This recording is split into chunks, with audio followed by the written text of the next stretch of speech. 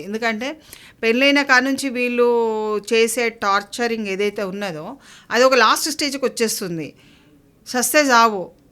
నేను గ్రౌండ్ రియాలిటీతో మాట్లాడుతున్నాను. ముందటనే ఒక ఆమె వంట చేస్తుంది, భర్త ఈ రూమ్లో ఉన్నాడు.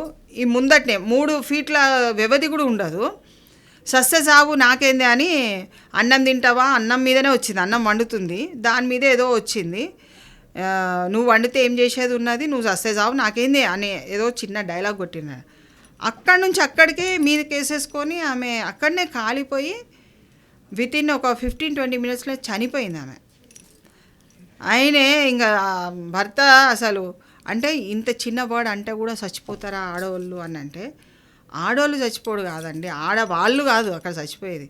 ఎక్కడైతే బాధితురాలు కొన్ని సంవత్సరాల తరబడి ఆమెకున్న ఆవేదన వ్యక్తపరచుకోలేక క్షణిక ఆవేశంతో ఆమె ఆత్మార్పణ చేసుకుంటుంది అక్కడ.